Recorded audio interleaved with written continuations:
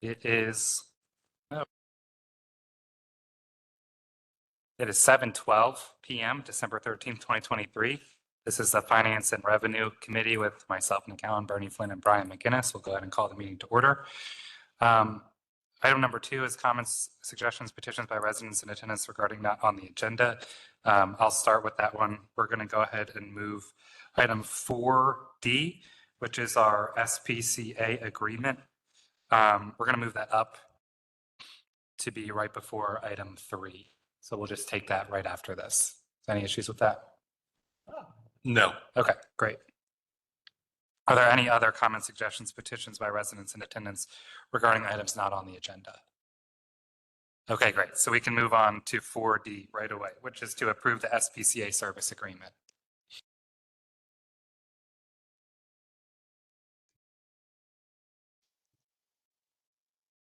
So this was previously discussed last month, and I believe we have the Adam Lamb on call to answer questions from council about the services offered through this service agreement that we were unable to answer last month. So does council have any questions for Adam? Or Adam, are you there? I am here. Great, thank you. Maybe you could start by just, if it's okay with the chair, an introduction about the types of services the SPCA delivers and some of the reasons for the changes in the costs. Of course. So my name's Adam Lamb. I'm the CEO for Brandywine Valley SPCA. We service Chester County, Delaware County, and then the entire state of Delaware. A big bulk of our services that we provide individually to the townships and boroughs is our animal protection services. That's everything from a stray dog that may be running down the street to our humane law enforcement services. We do all of the cruelty investigations and prosecutions in the state as well. A big bulk of the change was mirroring our surrounding county and municipal contracts. We were locked in a 5-year contract that has been relooked at. We worked directly with the managers consortium. There was 3 representatives that we worked directly with on the new layout and the new structure of fees. More than willing to answer any questions around them for the council as well. I have no questions. Great, thank you. Questions? I have a lot of questions. This is Bernie Flynn, but I'll Yes, sir. I'll only limit it to the 2 of them. Can you explain to the committee how we went from $1,700 a month to $5,600? Excuse me, a year.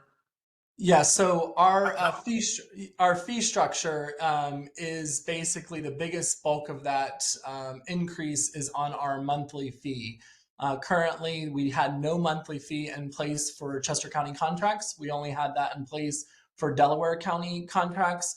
So you guys were locked into a lower point of fee structure. And then once we've redone our contracts, we mirrored them with surrounding communities. So the big bulk of that $3,600 is on the monthly activity fee, which pays for our animal control officers or a portion of their salaries. And that fee they asked for, the managers consortium asked for that not to be paid monthly, to be added in on the front end. So that request was made by the managers consortium that was representing about 35 to 40 townships in Chester County. When a resident comes and reclaims their pet, why isn't the municipality credited? I'm sure you will charge the resident the fees to pick up their animal. Why aren't we credited if they have to pay the fee? So we had that conversation with the managers consortium as well. We're no longer charging on the first day. We're no longer charging any fee within a 24 hours of that animal coming into our facility. Our cost structure that we are currently presenting to the townships still has us running a loss, even with the collection of fees that we are taking from the constituents that are reclaiming the animals. Most nonprofits have got out of this line of service because it is a revenue loss for the organization and the nonprofit. So we are just trying to be budget neutral, but this in no way, shape, or form covers our organization's cost and commitment to the services that we provide. And the last question before I deny my vote for you, because I think you guys are taking advantage of a very difficult situation because no one else can provide what you do. It says the monthly basis on the rate is $400 per acquired dog per month, monthly basis, and $200 for a cat. So we're going to pay $5,600 a year. We're going to give you $400 a month if the dog and cat stay there because you're in no-kill situation. And then you want us to pay a retaining fee of $2,000. I'm a little confused on how this isn't going to wind up somewhere around $35,000 for the borough. I'm not exactly sure what your question is, but if you want me to go through the different fees and what they cover, I'll be glad to do that. What I will tell you is that we definitely still show a loss in this department, and this is a service that we want to be true to, but ultimately we do have to start covering our revenue loss as the organization is concerned. So we tried to come directly to the managers consortium, have the conversation with them, and then land on a fee structure that mirrored other communities. Our costs have also increased. Veterinary bills alone, if an animal is hit by a car and is brought to a vet hospital, that alone could cost anywhere between $2,000 to $3,000.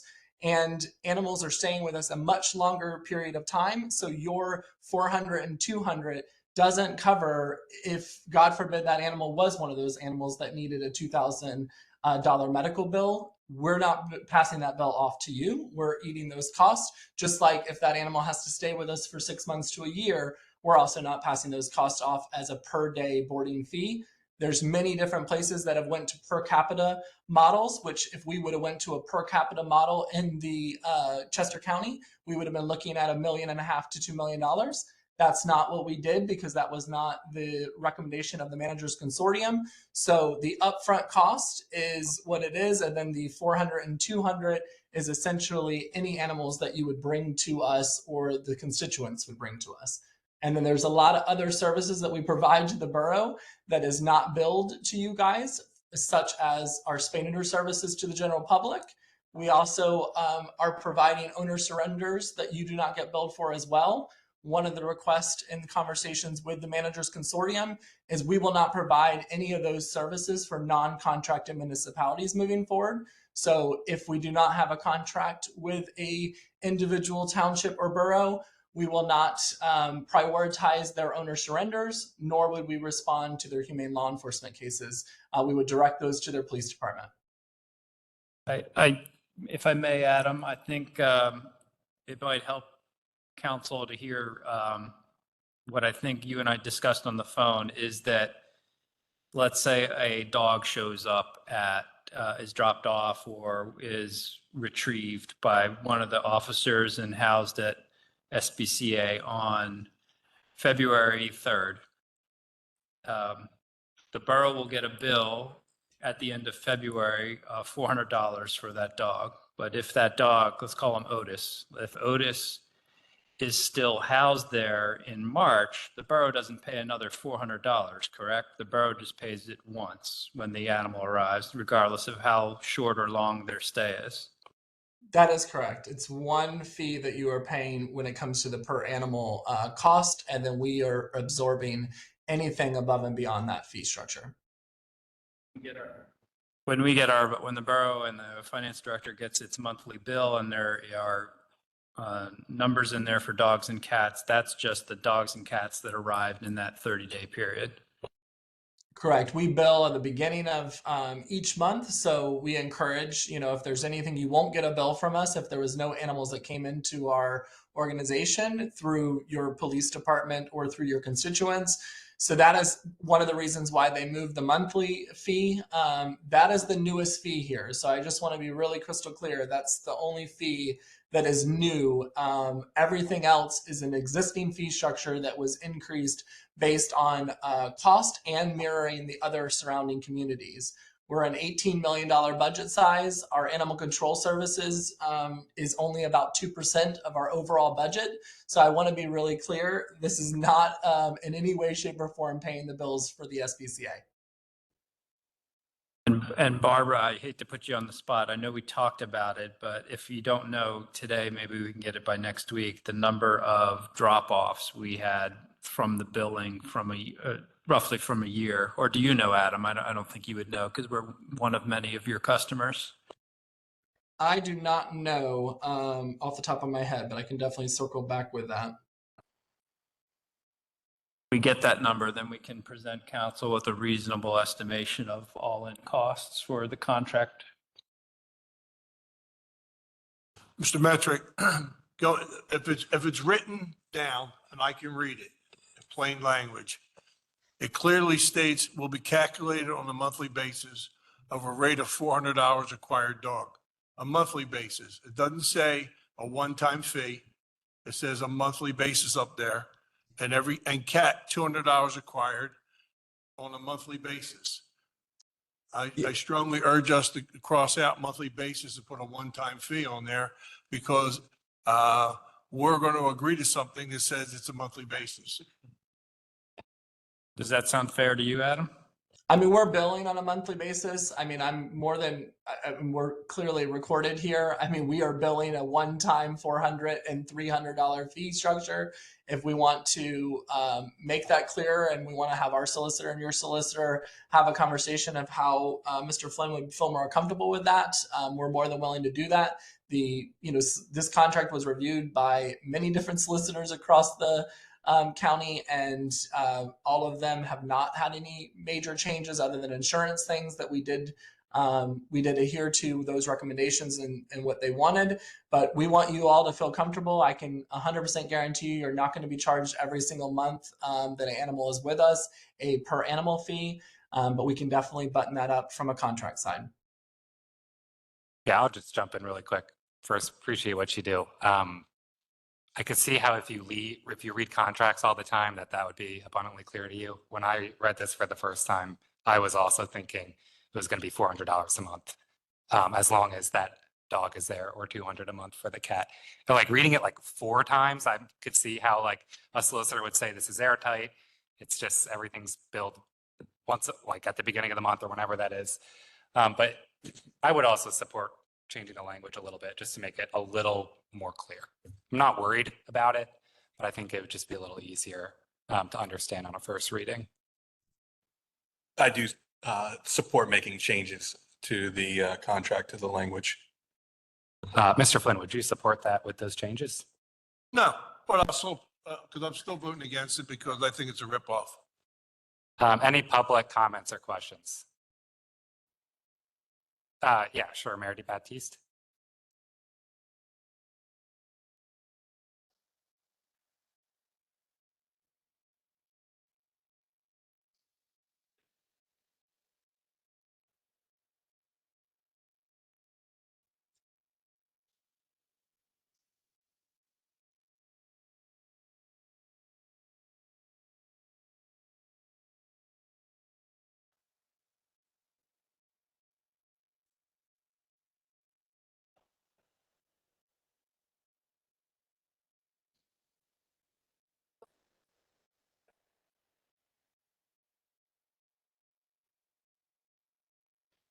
So yeah, just for the record and for the recording, the question was about how the contract fee changes based on the time of year that we pay. So by January 1st is the $5,600, then it goes up that $100 between the 1st and the 5th, and then after the 5th, it's $64.75.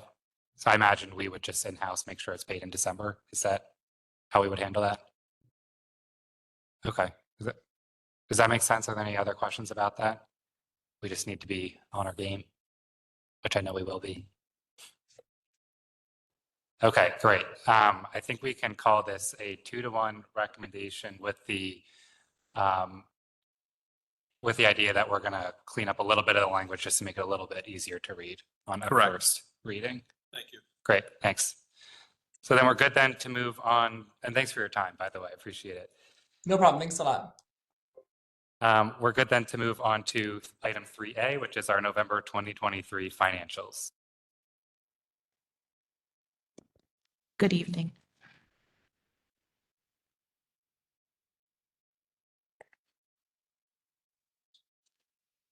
So if we could start with page 2 of the report, please. Looking at the cash balances summary for the month of November, we started the month with 19,941,505 in cash. We brought in 7,655,860.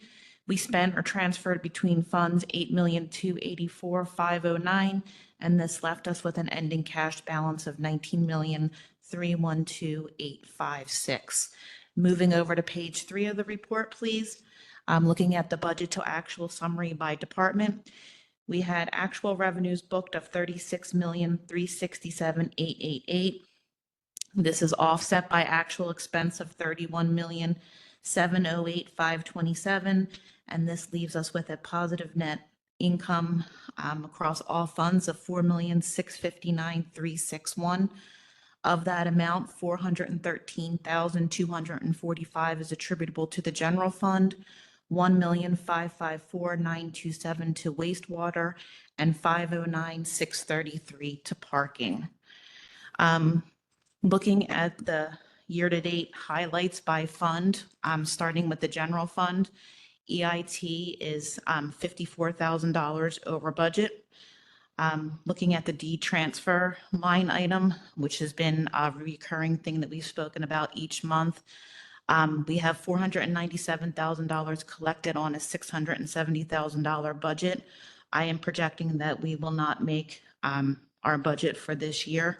I'm projecting around a loss of $100,000 on that line item.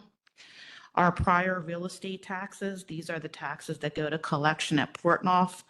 Year to date, we've collected $65,000. The budget was $120,000. Not foreseeing any great ACH payments within the next 2 to 3 weeks. I believe this line item will also not meet budget. I'm projecting a $30,000 loss on that as well. Interest income has done very well in the general fund. This line item is $101,000 over budget. We are still waiting at this point in time for our second payment on the PHMIC refund. Year to date, we've booked $248,000, and we did have a budget of $400,000. Moving over to the expense side, the consultant line item is $29,000 over budget, and recycling is $34,000 over budget. So if we look at the numbers as of November 30th, the general fund is in a positive net income position of about $413,000. These numbers are on a cash basis, and if I had my crystal ball, I foresee that, this will remain positive through year end. However, it's important to note that that's cash basis. That doesn't take into account any of the accruals that we have to make when we record our accruals for our audit. So I can't give you a good number on where I think, whether we'll have a positive net position at year end, but I can say that we will end the year with a positive net cash position. I think that we've done a really good job of putting money aside. One of the goals that I was given this year was to make sure that we captured interest earnings to the fullest ability. And right now in our Pliget fund, we have about $1.3 million. So we will not have to borrow going into the new year. We won't have to borrow against our capital operating reserve. I do believe we will have at least $1 million to $1.1 million that we can enter 2024. Moving over to. Excuse me, that takes more than a clap. Thank you very much for your due diligence, because we've been trying to get there, Mr. Allen and I, for the last 4 years or 5 years. Thank you for your effort. Thank you. I appreciate that. Moving over to the fire fund, utilities and equipment repairs, as I've stated all along, have been over budget. Utilities are over budget by $73,000, and equipment repairs are over budget by $31,000. Moving over to the sewer fund, revenues are meeting expectations at this point in time. Overtime is over budget by $12,000, but if you look at the salary line item overall, it will end the year under budget. There is still $1 million in the capital expense line item. Unforeseeing any information that I don't have on my hands at this point in time, a lot of these projects will carry forward and move forward to 2024. That will be part of the capital reconciliation that we will provide the committee in either February or March of next year. As I've stated before, the emergency contingency line item, which paid for a lot of the issues we had with our sewer lines, is $42,000 over budget. As I had mentioned, the sewer fund has a positive net income of $1,554,927 on a cash basis through November 30th. I do foresee the sewer fund ending the year in a positive position. Moving over to the parking fund, revenue is meeting expectations. On the expense side, our bank fees are $26,000 over budget, and garage maintenance is $11,000 over budget. Year to date, the net income was $509,633. And again, I do foresee the parking fund ending the year in a positive net position. Liquid fuels, we will be paying our road paving project invoice by the end of next week. That will leave us with a cash position in that fund of about $100K. And the stream protection fund, we do have $629,000 left in the capital expense line item. And again, those projects will be moved forward to 2024 and part of that capital reconciliation. Are there any questions? Questions? No. I just wanted to take a quick moment and say thank you because it's my last finance committee meeting. It's been great working with you. Yeah, I enjoyed the working past with you 4 as well. years. Thank I you. appreciate that. And just a couple things like the budget projections have always been, I think, really great, especially like your philosophy of being slightly conservative on some of those, I think has really helped us out a lot, especially around this time of the year. Every year, it's really nice to see it all work out at the end every year. And the audits have been really great and really clean. And I especially appreciate just the monthly reporting. We always know by like mid-year what we're keeping an eye on for the year. And I really, really do appreciate that. Thank you. Thank you for all the work. Thank you. I didn't ask for public comment or questions though. Are there any? Okay. All right. We can move on to 4A, which is a motion to adopt a resolution to approve the intermunicipal fire services agreement. Much like our PennDOT winter service agreement that Public Works considered in their committee, this is just housekeeping. Since it is an allocation of funding, the mechanism for approval is a resolution for council. So there are no changes to the agreement or terms agreed to by council for last month. Okay. Any questions on that? Questions? Public comment or No. questions? All right. We'll call that one a 3-0 as well. Then we have our purchasing approvals. And the first one is $11,200 to Plate Logic. So this is for the license plate recognition service through the police department. This is for year 2 of a 5-year contract, and it is being purchased through CoStars, and it is within budget. Any questions on that one?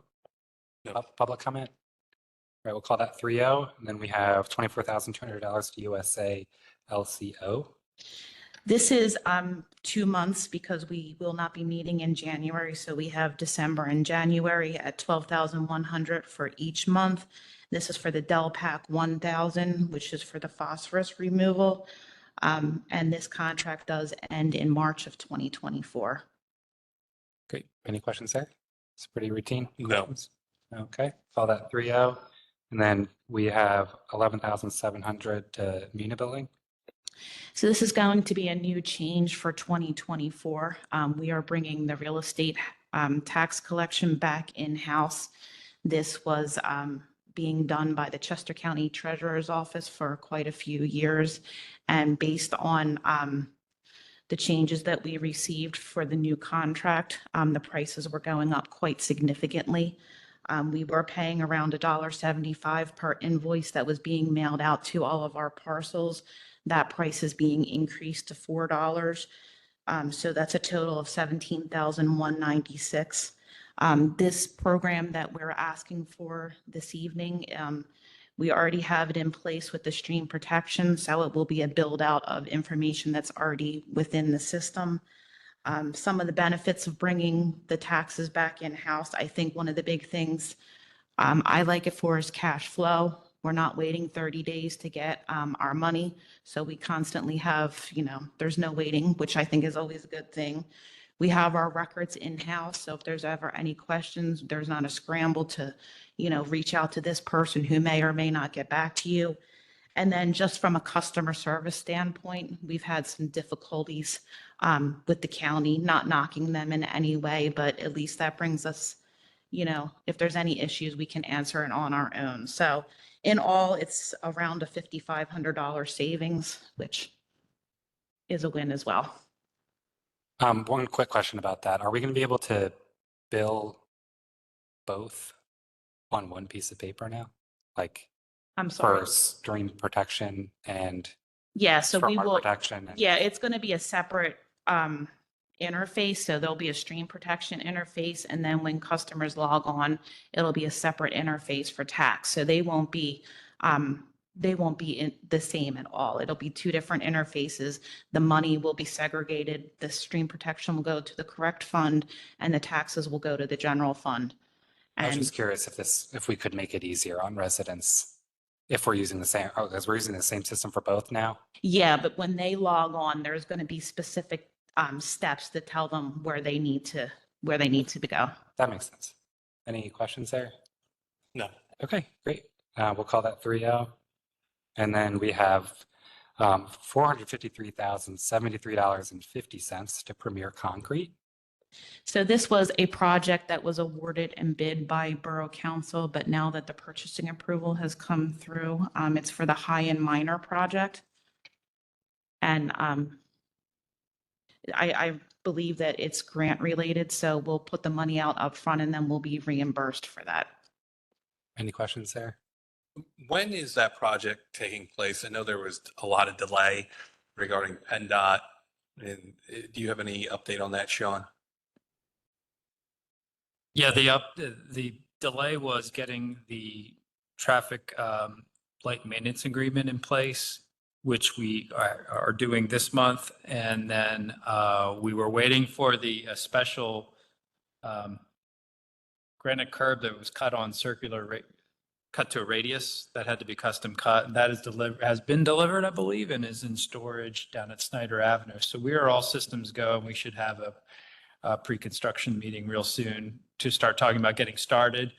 Final pavement restoration won't happen until the weather warms up, but that will be a minimum amount of repaving around where it'll be torn out. But we can pour concrete in the winter as long as it's not snowing.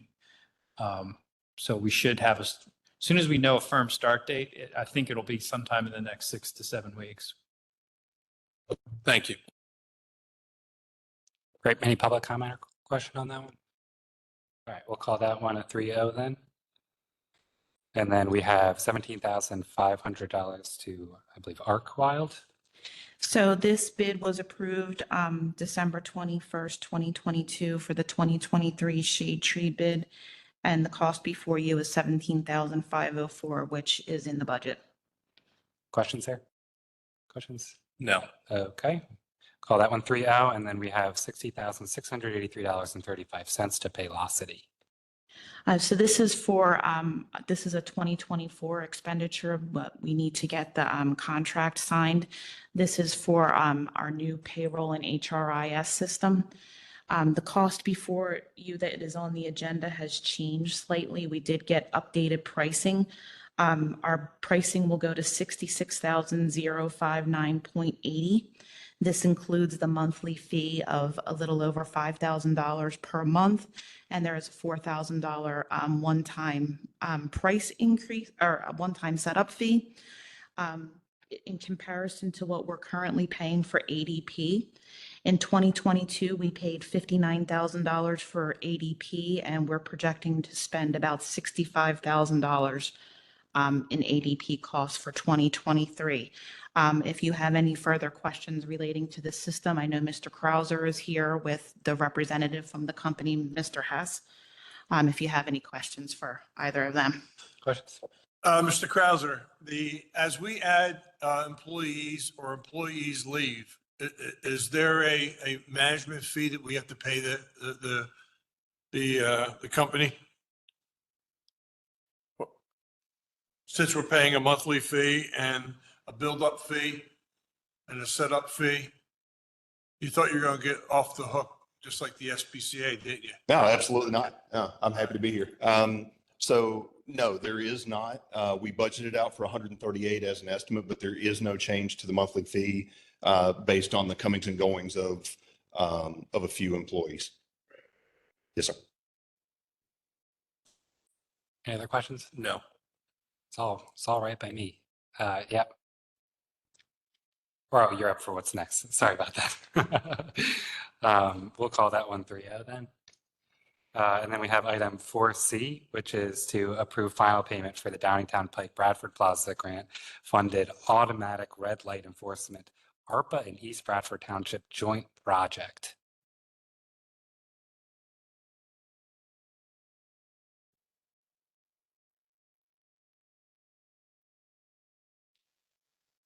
Good evening.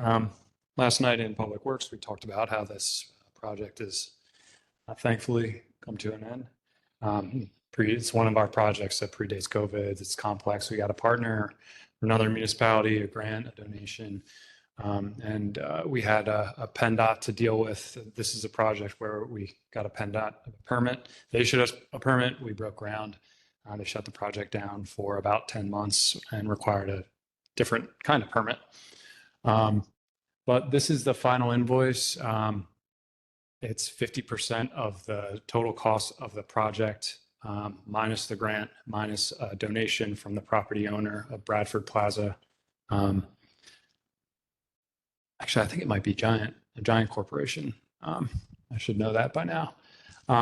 So the total due now is $34,504. Council allocated $30,000 for this project.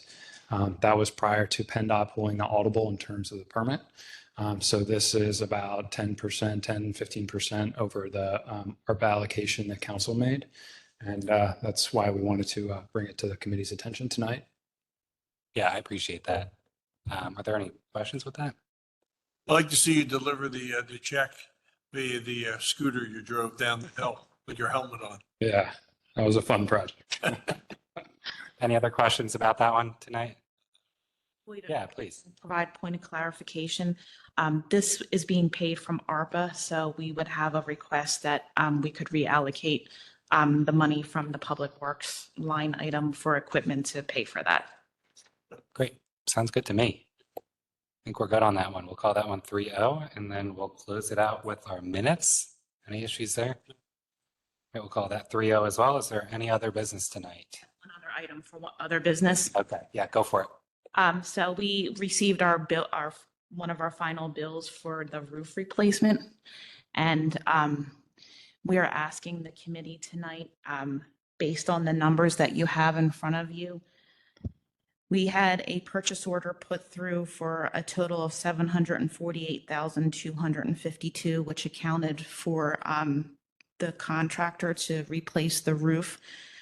What was not in those numbers were for the consultant fees to get the project kind of running and through where it needed to be. So we are asking the committee to reallocate $27,000 in ARPA funding that was initially going to the Public Works large equipment purchases. You can't see it right now, but there's a balance. There's a column that says balance remaining.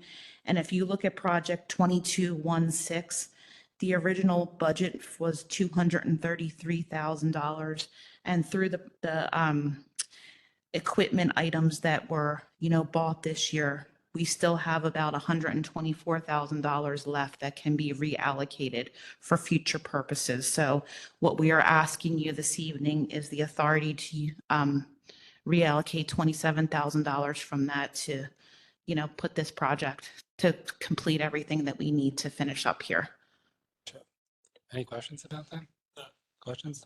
No objections. So we've already done what we were going to do with that line item then, and there's just money left over and you're gonna.